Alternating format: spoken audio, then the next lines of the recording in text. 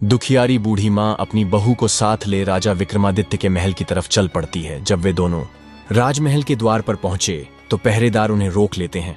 तब बूढ़िया माई बोली, बेटा हम बहुत दुखियारे हैं और बड़ी आस लगाकर महाराज के पास आए हैं। हमारा उनसे मिलना बहुत जरूरी है। उन्हें कुछ देर वहां रुकने के लिए कहकर उनमें से एक सिपाही राजमहल के अंदर महाराज विक्रमादित्य के पास जाता है और उन्हें बताता है। राजा विक्रमादित्य बोले, उन्हें तुरंत सम्मान सहित यहां ले आओ। जब बुढ़िया और उसकी बहू दरबार में आए तो राजा विक्रमादित्य ने पूछा, कहो माई क्या तकलीफ है तुम्हें। तब बुढ़िया आंखों में अश्रु लिए अपने साथ बीती सारी घटना महाराज विक्रमादित्य को कह सुनाती है और कहती है, महाराज अब आप ही हमारी आखिरी उम्मीद हो, हमारी मदद कीजिए। राजन राजा विक्रमादित्य अपने राज्य में घटी इस दुखद घटना से बिल्कुल अनजान थे। बुढ़िया माँ के द्वारा जब उन्हें पता लगता है तो वो थोड़े चिंतित हो जाते हैं और कहते हैं, आप बिल्कुल भी चिंता मत कीजिए माई, आपके बेटे जहां कहीं भी होंगे मैं उन्हें खोजकर आप तक सही सलामत लाने की पूरी कोशिश करूंगा। राजा विक्रमादित्य का आश्वासन मिलने पर बुढ़िया माँ और उसकी बहू को कुछ राहत मिलती है। राजा विक्रमादित्य बोले, माई आप अपने घर लौट जाएं, भगवान ने चाहा तो जल्दी ही आपके दोनों बेटे आकर आपसे मिलेंगे।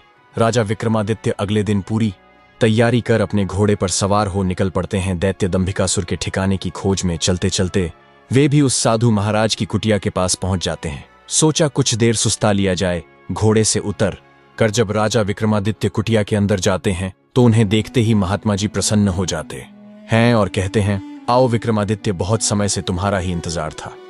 साधु महाराज की बात सुन विक्रमादित्य चौंक जाते हैं। असमंजस में वे साधु बाबा के पास गए और उनके चरण छूकर उन्हें प्रणाम करते हुए बोले, हे साधु महाराज, अभी आपने कहा कि आपको मेरा ही इंतजार था, मैं उस बात को समझ नहीं पाया, कृपया मुझे और बताएं। तब महात्मा जी ने राजा विक्रमादित्य को शुरू से लेकर अब तक का सारा वृतांत कह सुनाया और बोले, बेटा विक्रमादित्य, मैं एक लंबे अरसे से तुम्हारी ही प्रतीक्षा कर रहा था, क्योंकि तुम ही हो जो उस दुष्ट के सभी प्रश्नों के उत्तर देने के साथ साथ उसे मल्ल युद्ध में भी हराने की क्षमता रखते हो। बेटा उस दुष्ट दानव के कारण पता नहीं कितने ही घरों को ताला लग गया।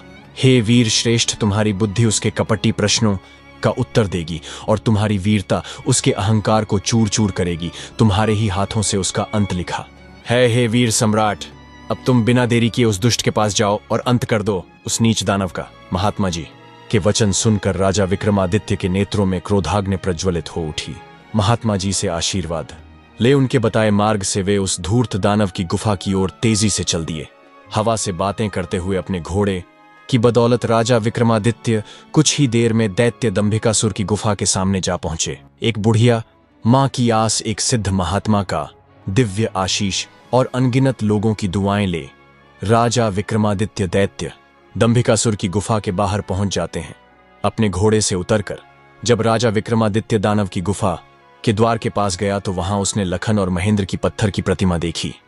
गुफा के प्रवेश द्वार पर खड़ी उन दो पत्थर की मूर्तियों को देखकर राजा का हृदय विषाद से नहीं बल्कि प्रतिशोध की ज्वाला से धधक उठा। राजा विक्रमादित्य ने गुफा के मुख पर खड़े होकर ऐसी भीषण गर्जना की कि पहाड़ की चट्टानें तक कांप उठी।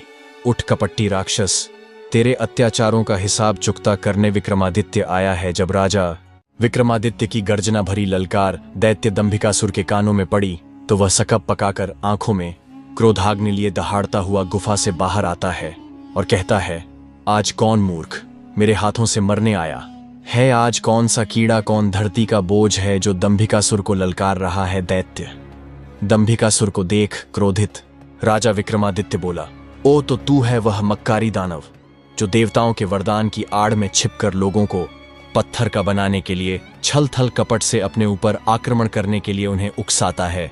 दुष्ट राक्षस, क्या मिला तुझे ऐसा करके, पर अब और नहीं, तेरे पाप का घड़ा भर चुका है, तेरा अंत अब ज्यादा दूर नहीं। राजा विक्रमादित्य की आत्मविश्वास भरी बातें सुन दंभिकासुर थोड़ा सकपकाया। राजा विक्रमादित्य बोले, पूछ पापी राक्षस, कौन से हैं तेरे वो 7 सवाल, मैं जवाब देने के लिए तैयार हूं। राजा विक्रमादित्य की बात सुन दैत्य दंभिकासुर बोला, ओ तो अब तू मेरे सवालों का जवाब देगा। कीड़े, अगर तुझ में हिम्मत है तो मुझसे मुकाबला कर, तेरे जैसे कीड़े को तो मैं चुटकियों में मसल कर रख दूंगा। बड़ा आया मेरे सवालों का जवाब देने। दैत्य दंभिकासुर ऐसी ऐसी बातें करके राजा विक्रमादित्य को भी उकसाना चाहता था ताकि वे भी अपना आपा खोकर उस पर हमला करें और पत्थर के बन जाए। पर राजा विक्रमादित्य तो राजा विक्रमादित्य थे। दैत्य की बात सुन राजा विक्रमादित्य बोले, सुन अहंकारी राक्षस, मैं तेरे उकसावे में आकर तुझ पर आक्रमण करने वालों में से नहीं हूं। मेरा वक्त जाया मत कर और जल्दी से अपने वह सवाल पूछना शुरू कर। ये माया मुझे भी बहुत आती है। इतना कह राजा विक्रमादित्य अपने 4 वीरों को बुलाकर उन्हें बड़े आकार में आने के लिए कहते हैं। विक्रमादित्य के आदेश देते ही पलक झपकते ही उनके 4 वीर प्रकट हो गए और देखते ही देखते अपने विशाल आकार में आ। यह देख दैत्य दंभिका ठिठक जाता है। जिंदगी में पहली बार उसे डर का एहसास हुआ। अगले ही पल राजा विक्रमादित्य छुटकी बजा अपने 4 वीरों को गायब कर देते हैं और दैत्य से कहते हैं, अगर मेरी ताकत और माया का छोटा सा नमूना देख लिया हो तो अब बिना वक्त बर्बाद किए अपने सवाल पूछने शुरू कर। कपट्टी दानव सब देख और सुन। दानव विचार करता है कि अब तो कोई चारा नहीं, यह मेरे बहकावे में आने वाला नहीं है। वह अपनी गुत्थी सुनाना शुरू करता है तो सुनो। राजा मदन और रतन 2 जिगरी दोस्त थे। एक बार व्यापार के सिलसिले में दोनों प्रदेश गए हुए थे। अच्छा खासा लाभ लेकर जब दोनों मित्र वापस घर लौट रहे थे तो रास्ते में उन्हें एक अति सुंदर स्त्री दिखाई दी, जिसको देखते ही दोनों उस पर मुग्ध हो गए। उससे पूछा, तुम कौन हो सुंदरी, और यहाँ जंगल ब्याबान में अकेली क्या कर रही हो? तब उस स्त्री ने बताया कि वह अपने घर से अपने पति के साथ अपनी ससुराल लौट रही थी। तब रास्ते में कुछ डाकुओं ने उन्हें लूट कर उसके पति की हत्या कर दी और सारा धन लेकर फरार हो गए। बस तभी से वह इस जंगल में भटक रही है। तब मदन बोला, हे देवी, तुम चिंता मत करो, हम तुम्हें सही सलामत तुम्हारे घर छोड़ देंगे। मदन की बात सुन स्त्री रुदन करती हुई बोली, नहीं, मैं अब ना तो अपने घर जाऊंगी और ना ही अपनी ससुराल, क्योंकि सब मुझे ही अभागन और कुल्टा समझेंगे। इससे अच्छा तो मैं यही अपने प्राण त्याग दूंगी। स्त्री की बात सुन मदन और रतन उसे आपसी सहमति से अपने साथ लेकर चल पड़े। रास्ते में उन दोनों ने विचार किया कि अब इस स्त्री का क्या किया जाए। क्या फिर से इसका विवाह कर दे या फिर हम दोनों में से ही कोई एक इसके साथ विवाह कर ले। उन दोनों में से विवाह वाली बात दोनों मित्रों को ठीक लगी। जब उन्होंने उस स्त्री से इस बारे में पूछा तो वो स्त्री बोली, मुझे तो तुम दोनों ही अच्छे लगते हो। यह सुन दोनों मित्र और अधिक उलझन में पड़ गए। अंततः दोनों ने फैसला किया कि पर्ची डाली जाए, जिसका नाम आएगा वही इस युवती के साथ विवाह करेगा। पर्ची डाली गई तो सुंदर स्त्री मदन के हिस्से में आई। मदन ने उससे विवाह कर लिया और दोनों अच्छे से अपना जीवन व्यतीत करने लगे। समय का चक्र घूमा और एक संतान होने के बाद मदन किसी दुर्घटना का शिकार हो गया। मदन के मरने के बाद स्त्री रत्न के पास गई और धन व्यापार में अपना हिस्सा मांगने लगी, पर असल में व्यापार और धन में मदन की कोई भागीदारी नहीं थी, तो रतन ने उसे साफ मना कर दिया। राजा विक्रमादित्य पूरे ध्यान से दैत्य दंभिकासुर की यह कहानी सुन रहे थे। आगे दंभिकासुर बोला तो रतन के मना करने पर वह स्त्री राज दरबार में पेश हो गई। राजा ने जब दोनों पक्षों की बात सुनी तो रतन के हक में फैसला सुनाया और बोला, रतन की दौलत में स्त्री का कोई हक नहीं है। इतनी कहानी कह दैत्य दंभिकासुर राजा विक्रमादित्य से बोला, बता, क्या उस राजा का फैसला सही था? दैत्य की बात सुन राजा विक्रमादित्य हल्के से मुस्कुराते हुए बोले, नहीं, अगर मैं उस राजा की जगह होता तो मैं निर्णय लेता कि उस स्त्री को रतन की दौलत में से हक मिलना चाहिए। दैत्य बोला, ऐसा क्यों राजा?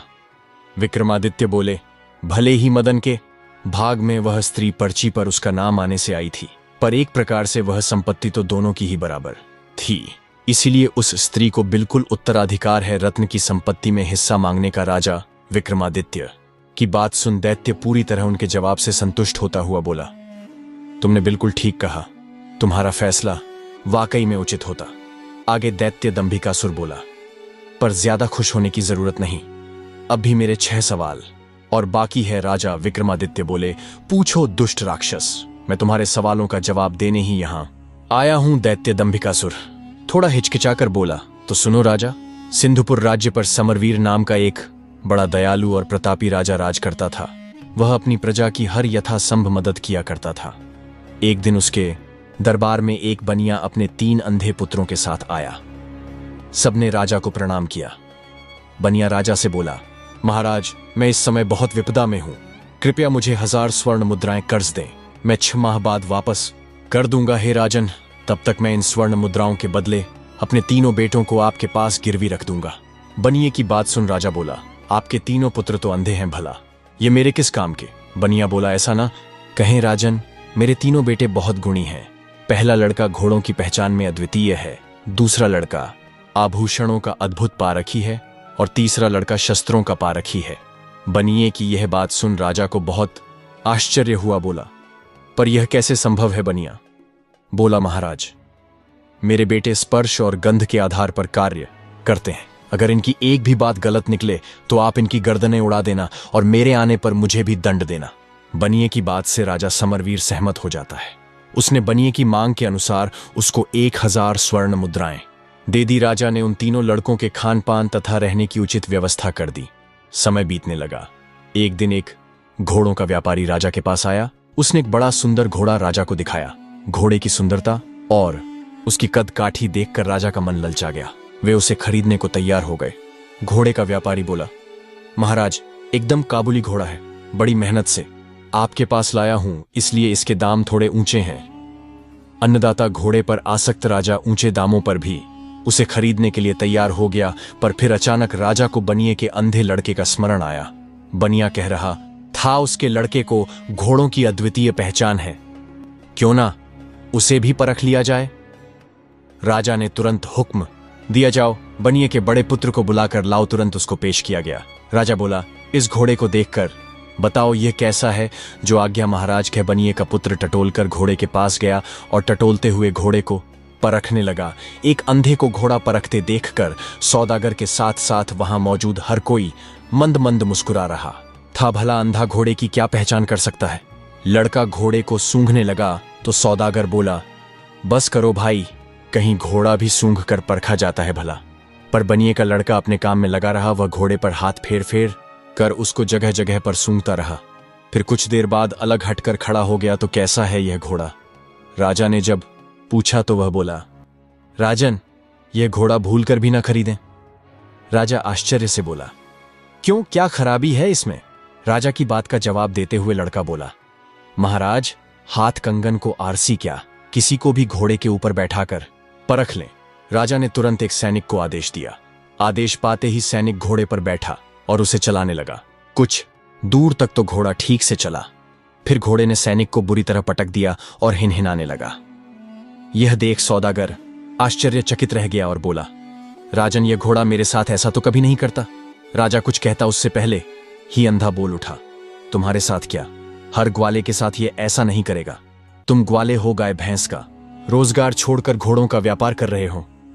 हैरान होता हुआ व्यापारी बोला, मैं ग्वाला हूं, ये बात तुमको कैसे पता चली? अंधा बोला, यह घोड़ा तुम्हारे ही घर जन्मा है, इसके माँ बाप भी तुम्हारे पास ही थे। तुमने इस घोड़े को भैंस का दूध पिलाया है। इसकी महक लेते ही मैं समझ गया था, इसीलिए मैंने महाराज को यह घोड़ा खरीदने से मना किया। सौदागर चकित रह गया। बनिए का अंधा लड़का एकदम सच कह रहा था। सौदागर ने हाथ जोड़कर राजा से क्षमा मांगी और चुपचाप अपने घोड़े को ले वहां से चला गया। सारा माजरा देख राजा उस बनिए के लड़के से बहुत प्रसन्न हुआ। उसने आदेश दिया, इसकी खुराक दुगुनी कर दी जाए और इसके रहने सहने का प्रबंध और अच्छे से कर दिया जाए। अब बनिए के तीनों लड़के बड़े ठाठ से राजा के यहां रहने लगे। एक दिन एक जहरी राज दरबार में आया। उसने अनेकों प्रकार के हीरे जवाहरात राजा को दिखाने शुरू कर दिए। जहरी के दिखाए कुछ हीरे राजा की बहुत पसंद आए। राजा ने तुरंत अपने सैनिकों को आदेश दिया कि बनिए के दूसरे लड़के को बुलाकर लाओ। बनिए का दूसरा अंधा लड़का आया। राजा ने उसे अपनी पसंद के हीरों को परखने के लिए कहा। वह लड़का टटोल कर परखने लगा। अधिक सुंदर दिखने वाले जवाहरात उसने अलग कर दिए और राजा से बोला, महाराज, आप भूल कर अलग किए गए हीरे जवाहरातों को ना ले। अंधे लड़के की बात सुन राजा बोला, क्यों, क्या कमी है इनमें? कितने सुंदर तो है। ये अंधा बोला, माफ करें महाराज, पर यह बहुत अशुभ है। खासकर यह लाल महाराज, यह इतना अशुभ है कि जो कोई भी इसे खरीदता है, जिस किसी के भी पास ये जाता है, उसको बहुत बड़ा नुकसान हुआ है। या तो उनके घर में आग लग गई या फिर सब चोरी हो गया। कुछ परिवारों में तो उनके सदस्य तक मृत्यु को प्राप्त हो गए। सरकार और यह बात यह जहरी भी अच्छे से जानता है। इतना सुनते ही जहरी को कांटो तो खून नहीं। वह तुरंत वहां से उठकर भागने लगा तो मौजूद राजा के सिपाहियों ने उसे तुरंत पकड़ लिया। जहरी हाथ जोड़कर बोला, मुझे क्षमा कर दे महाराज, मुझसे बहुत बड़ी गलती हो गई। जो मैं आपके पड़ोसी राजा के कहने पर इन अशुभ रत्नों को लेकर आपके पास चला आया। राजा के गुस्से का कोई ठिकाना नहीं था। उसने तुरंत उस जहरी को कैदखाने में गिरवा दिया और बनिए के मध्यम वाले लड़के से खूब खुश हुआ, उसकी खूब तारीफ की और आदेश दिया कि इसकी भी खुराक दुगनी कर दी जाए। दो अंधे लड़के अपनी अपनी कारीगरी में सफल हो चुके थे। सबसे बड़े वाले ने अंधा होते हुए भी घोड़े को सूंघ कर राजा को एक खराब घोड़ा लेने से बचाया, तो मध्यम वाले ने हीरों को टटोल कर उसे शापित हीरे लेने से बचाया। इसी प्रकार एक दिन राज दरबार में शस्त्र विक्रेता आया और बनिए का तीसरा यानी सबसे छोटा लड़का भी परीक्षा में सफल रहा। उसने भी सिर्फ काम आने वाले बेहतरीन हथियारों को ही राजा के लिए चुना। राजा छोटे वाले से भी बहुत खुश हुआ। उसने हमेशा की तरह आदेश दिया कि इसकी खुराक भी दुगुनी कर दो। कुछ समय बाद एक दिन तीनों अंधे लड़कों का पिता बनिया वापस आ गया। उसने राजा से लिया हुआ सारा आरण वापस कर दिया और अपने तीनों लड़कों को लेकर वापस जाने लगा। तब राजा बनिए से बोला, तुम इन तीनों लड़कों के बाप हो, तुम्हारा क्या गुण है? राजा की बात सुन बनिया बोला, मैं आदमी की पहचान कर सकता हूं। उसकी बात सुन राजा बोला, ओ अच्छा, तो फिर बताओ हमारी पहचान क्या है? यह सुन बनिया एक बार तो झिझका, फिर राजा की आंखों में आंखें डालते हुए बोला, आप नानाबाई की औलाद हैं। कहानी को बीच में रोककर आपको बता दूं कि उस समय समाज में जाति और पेशे के आधार पर ऊंच नीच का बहुत भेदभाव होता था। बनिए ने राजा के पूर्वजों को नानबाई यानी एक रोटी या ब्रेड बनाने वाले के वंशज कहकर यह जताने की कोशिश की कि राजा किसी राजवंश से नहीं बल्कि एक साधारण पृष्ठभूमि से आया है। फिर से कहानी में चलते हैं। आगे बनिया बोला, जब भी मेरे लड़कों ने अपनी अद्वितीय पहचान दिखाते हुए कोई अद्भुत कार्य किया तो आपने उन्हें कोई पुरस्कार न देकर हर बार उनकी खुराक यानी खाना ही बढ़ाया है। इतना सुनते ही राजा के पूरे तन बदन में आग लग गई। क्रोध में अंधे राजा ने हुक्म देकर न सिर्फ बनिए को बल्कि उसके तीनों पुत्रों को भी मौत के घाट उतरवा दिया। इतनी कहानी कह दैत्य दंभिका राजा विक्रमादित्य से बोला, बताओ बनिए को उसके लड़कों समेत मारने वाला राजा पाप का भागी बना या नहीं? राजा विक्रमादित्य बोले, खून का असर भला कभी जा सकता है क्या? बनिए को समझदारी से काम लेना था। अपने कारण वह बेटों समेत मौत की गोद में समा गया। इसमें पाप का भागी राजा नहीं बल्कि वह बनिया ही था। राजा विक्रमादित्य की बात सुन दैत्य दंभिका बोला, तुमने बिल्कुल ठीक कहा विक्रमादित्य। इतना कह दैत्य चुप हो जाता है। उसे अनुभव होता है जैसे उसके हर सवाल के जवाब के साथ उसकी शक्ति कम होती जा रही है। उसने देवताओं को प्रसन्न कर जो वरदान लिया था उस कारण वह गूथियों के दिए गए सही जवाबों को झूठला भी नहीं सकता था। उसके चेहरे पर डर और गहरी सोच देख राजा विक्रमादित्य बोले, क्या हुआ दुष्ट राक्षस, अब किस सोच में पड़ गया? इतना अगर तू पाप करने से पहले सोच लेता तो आज इस दिन की नौबत ही नहीं आती। अपना अगला सवाल पूछ। पापी दानव राजा विक्रमादित्य की बात सुन दैत्य दंभिका सुर बोला, भूलो मत विक्रमादित्य, अभी मेरे 5 सवाल और बाकी है। तुमने अगर एक भी सवाल का सही जवाब नहीं दिया तो तुम तुरंत पत्थर के बन जाओगे। इतना कह दैत्य अपनी अगली गूथी कहना आरंभ करता है। तो सुनो राजा, एक इच्छाधारी नाग नागिन जंगल में मनुष्य रूप में प्रेम लाभ कर रहे थे। दोनों अपनी काम क्रीड़ा में मशगूल थे। तभी एक मृग का पीछा करते हुए एक राजा उधर आ निकला।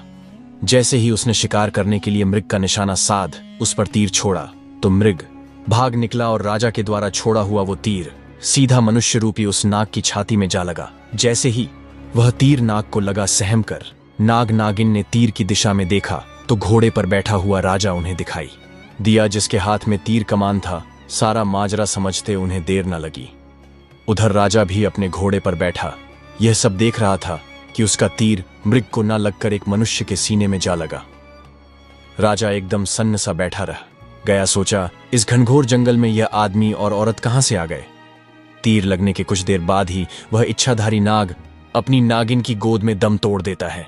यह देखते ही नाग के वियोग में नागिन के मुख से दर्द भरी जोरदार चीख निकली। पूरा जंगल उसकी चीख से थर्रा उठा। रोती बिलखती नारी को देख असमंजस और अपराध बोध से घिरा राजा जब अपने घोड़े से उतर उनकी तरफ चलता है तभी उसने देखा मृत्युप्रांत मनुष्य रूपी इच्छाधारी नाग अपने असली रूप में आ जाता है। यह देख राजा के पैरों नीचे से जमीन खिसक जाती है। उसे समझते देर न लगी कि यह तो इच्छाधारी नाग नागिन का जोड़ा था। अपने मरे हुए नागपति को अपने गले में टांगे नागिन जोर जोर से रुदन करती हुई भयंकर गर्जना के साथ बोली, हे पापी मनुष्य, आज जिस प्रकार मैं अपने पति के वियोग में तड़प रही हूं, एक दिन तेरी पत्नी भी तेरे वियोग में ऐसे ही तड़पेगी। यह सुनते ही राजा का चेहरा एकदम फीका पड़ गया। वो नागिन से बोला, हे नागिन, मुझे क्षमा करें, मैंने तुम्हें नहीं देखा, मुझसे बहुत बड़ी भूल हो गई। राजा की बात सुन दहकते अंगारों सी आंखें लिए मनुष्य रूपी इच्छाधारी नागिन बोली, पापी मनुष्य, भूल भूल नहीं अपराध किया है, तूने हत्यारा है तू मेरे पति का, जिसके लिए मैं तुझे क्षमा नहीं बल्कि मृत्युदंड दूंगी। मैं अपने मरे हुए पति की कसम खाकर यह प्रण करती हूं कि आज से ठीक 9 दिन बाद नाग पंचमी के दिन मैं तुम्हें दसकर अपने पति का बदला पूरा करूंगी। नागिन की बात सुनकर तो जैसे राजा का हृदय फट गया। बेचारा बेबस राजा अत्यंत भरे हृदय से राजमहल की तरफ चल पड़ता है। जब राजा राजमहल गया और रानी ने उसका उतरा हुआ चेहरा देखा तो वह भी उसे देख चिंतित हो उठी। रानी बोली, क्या हुआ महाराज, आप जब से शिकार से वापस आए हैं तब से आपका चेहरा बिल्कुल उतरा हुआ है। ऐसा क्या हुआ महाराज, मुझे बताएं। तब राजा रानी के सामने जंगल में हुई पूरी घटना कह सुनाता है। सारी बात सुन रानी भी सन्न रह गई। रानी एक पतिव्रता स्त्री थी। वह बोली, महाराज आप चिंता मत कीजिए, आपको डसने से पहले उस नागिन को मुझे मारना होगा। मेरे रहते मैं आपके ऊपर कोई भी आंच नहीं आने दूंगी। अगले दिन राजा और रानी ने बहुत साधु महात्माओं और विद्वानों से अपनी इस समस्या को साझा किया, पर कहीं से भी उन्हें संतोषजनक हल नहीं मिला। किसी ने कुछ उत्तर दिया तो किसी ने कुछ करने को कहा। इन्हीं सब में 8 दिन गुजर जाते हैं। आज वह 9वां यानी नाग पंचमी का दिन था, जिस दिन वह नागिन राजा को डसने के लिए आने वाली थी। आज इच्छाधारी नागिन के बदले का दिन था। आज वह नागिन राजा को डसकर अपने पति की हत्या का बदला लेने वाली थी। राजमहल में तो जैसे मातम सा पसरा हुआ था। मारे भय के राजा महल के कमरे में दुबका हुआ था। उसने अपने कक्ष से लेकर महल के मुख्य द्वार तक सिपाहियों को तैनात कर दिया। महल के चारों तरफ सिपाहियों का कड़ा पहरा था। तभी भिक्षा के लिए एक सिद्ध महात्मा जी राजमहल पधारे। महल में पसरा हुआ मातम देख जब महात्मा जी ने द्वारपालों से कारण पूछा तो द्वारपाल ने सारा किस्सा महात्मा जी को कह सुनाया। द्वारपाल की बात सुन महात्मा जी बोले, तुम मुझे फौरन अपनी रानी के पास ले चलो। तब एक द्वारपाल अंदर गया और उसने महारानी को बाहर उस महात्मा के आने का किस्सा बताया। द्वारपाल की बात सुन महारानी खुद ही राजमहल के द्वार पर गई और सम्मानपूर्वक महात्मा जी को राजमहल के अंदर ले आई। उन्हें अच्छे से जलपान कराया और हाथ जोड़कर बोली, हे साधु बाबा, आप हमारी विपत्ति से भली भांति परिचित हो चुके हैं, अब आप ही कोई युक्ति बताएं महाराज। महारानी की बात सुन साधु जी बोले, सुनो बेटी, इसका एक उपाय तो है पर पक्का नहीं है कि वह इच्छाधारी नागिन तुम्हारे पति को छोड़ ही देगी। साधु की बात सुन महारानी बोली, कृपया हमें बताएं साधु महाराज, वो क्या उपाय है। तब साधु बाबा ने बताना आरंभ किया। सुनो बेटी, सबसे पहले तो यह महल के चारों ओर जो इतना सख्त पहरा है इसे हटवा दो। जितने भी सिपाही राजा की सुरक्षा में तैनात है उन्हें भी वहां से हटा दो। साधु जी की यह बात सुन महारानी के मन में सवाल तो पैदा हुआ, पर उसने महात्मा जी को उनकी बात के मध्य टोकना उचित नहीं समझा। आगे साधु बाबा बोले, बेटी, वह कोई साधारण नागिन नहीं है बल्कि एक इच्छाधारी नागिन है जो किसी का भी रूप ले सकती है। किसी भी द्वारपाल या सिपाही का जब वह महल के बाहर इतना कड़ा पहरा देखेगी तो अवश्य ही राजा महाराज को क्षति पहुंचाने की कोशिश करेगी। आगे साधु महाराज बोले, बेटी, आज नाग पंचमी का दिन है। तुम सूर्यास्त से लेकर मध्य रात्रि तक बिल्कुल अपने पति के कक्ष के सामने बैठकर नाग देवता की पूजा करना। अब जल्दी से सिपाहियों को जंगल भेज वहां से सांप के छोटे छोटे बच्चों को मंगवा लो और राजा के कक्ष से लेकर महल के मुख्य द्वार तक थोड़ी थोड़ी दूरी पर छोटे बच्चों को बैठा देना, जो जंगल से लाए गए सांप के छोटे बच्चों को दूध पिलाएंगे। और अंतिम और सबसे जरूरी कार्य, महल के मुख्य द्वार से राजा के कक्ष तक सुगंधित फूल बिछवा दो। इतनी युक्ति बता। साधु बाबा बोले, बेटी, बस एक यही रास्ता है जिससे उस इच्छाधारी नागिन का हृदय पिघल सकता है। कहते हैं बैरी यानी शत्रु का आदर करना चाहिए। इतनी बात बता साधु महाराज महल से चले जाते हैं। रानी ने साधु के बताए अनुसार ही सारी व्यवस्था कर दी। राजा की सुरक्षा में तैनात सभी सैनिकों को हटा दिया। महल के चारों ओर से भी सिपाहियों का पहरा हटवा दिया। राजा कक्ष से लेकर महल के मुख्य द्वार तक ताजे सुगंधित फूल बिछवा दिए और खुद राजा के कक्ष के द्वार पर बैठकर नाग देवता की पूजा करने लगी। जब रात्रि का पहला पहर शुरू हुआ तो वह इच्छाधारी नागिन राजा से अपने पति की हत्या का बदला लेने के लिए आई। नागिन राजा को धंसकर उसे मारने के लिए जब राजमहल के मुख्य द्वार से अंदर जाती है तो वह दंग रह जाती है। उसने देखा महल के मुख्य द्वार से महल के अंदर तक अत्यंत खूबसूरत और नाना प्रकार के सुगंधित फूल रास्ते में बिछाए गए हैं। फूलों के स्पर्श और उनकी महक से नागिन मंत्रमुग्ध होती हुई आगे बढ़ती है और सोचती है, मैं तो यह सोच कर आई थी कि राजा को पहले ही उसे मारने का तय दिन बताने के कारण बहुत सख्त पहरा होगा। चप्पे चप्पे पर राजा के सैनिक शस्त्रों सहित खड़े होंगे, पर उसे तो कहीं एक भी सिपाही नजर नहीं आया। हैरानी के साथ इसी उधेड़बन में नागिन जब थोड़ी आगे बढ़ी तो उसने देखा छोटे छोटे मासूम बच्चे अंदर जाने वाले रास्ते के दोनों तरफ बैठे हुए सांप के बच्चों को दूध पिला रहे हैं और उनके साथ खेल रहे हैं। इतना सब देख नागिन का हृदय द्रवित होने लगा। उसकी क्रूरता क्षण भर के लिए ममता में बदल गई, पर तभी उसे अपनी प्रतिज्ञा याद आती है। अपने पति की मृत्यु का दृश्य याद कर नागिन गुस्से में फुफकारती हुई आगे बढ़ी। जब वह महल के बिल्कुल अंदर राजा के कक्ष के सामने पहुंची तो देखा महारानी हाथ जोड़कर नाग देवता की पूजा में तल्लीन है। महारानी को जब नागिन के आने का एहसास हुआ तो वह हाथ जोड़कर नागिन के सामने खड़ी हो जाती है और आंखों में अश्रु लिए नागिन से कहती है, आओ नागिन देवी, आपका स्वागत है। उम्मीद है आपको यहां तक आने में किसी प्रकार की तकलीफ नहीं हुई होगी। हे नागिन देवी, मैं भली भांति परिचित हूं कि आप यहां किस उद्देश्य से आई हैं। मेरे पति से अनजाने में ही सही पर हुआ तो बहुत बड़ा अपराध है, इसलिए मैं आपको उन्हें डसने से बिल्कुल भी नहीं रोकूंगी। पर मेरी आपसे एक गुजारिश है, आप मेरे पति को डसकर उनके प्राण हरे उससे पहले आप मुझे भी डस लें। मैं एक पतिव्रता स्त्री हूं। मैं यह कदापि नहीं देख सकती कि मेरे जीते जी मेरे पति को कुछ भी हो जाए।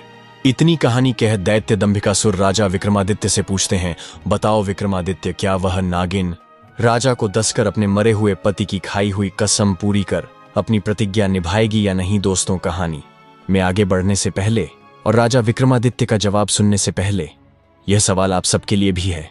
दैत्य दंभिकासुर के प्रश्न का जवाब देते हुए राजा विक्रमादित्य बोले, नहीं दुष्ट राक्षस, वो नागिन राजा को नहीं डसेगी, क्योंकि जब उसने महल में प्रवेश करते समय अपना सत्कार देखा और नन्हे बच्चों को छोटे सांपों को दूध पिलाते देखा तो उसका हृदय तो पहले ही पिघल चुका था। बाकी बचा खुचा गुस्सा भी रानी की पतिव्रता देखकर पिघल गया। आखिर थी तो वह भी एक औरत ही। बदले की सीमा से पतिव्रत बहुत आगे निकल गया। और रही बात मरे हुए पति की कसम खाकर बदले की प्रतिज्ञा की तो नागिन ने पास ही जल रहे पूजा के हवन कुंड में खुद को झोंक कर अपने प्राण त्याग दिए। अब ना वह जिंदा रहेगी और न उसे अपनी प्रतिज्ञा पूरी करनी पड़ेगी। विक्रमादित्य का जवाब सुन दैत्य दंभिकासुर निराश होते हुए बोला, तुमने ठीक कहा, तुम वाकई में बहुत बुद्धिमान हो राजा। विक्रमादित्य लेकर आएंगे, बने रहे मेरे लाडले दर्शकों।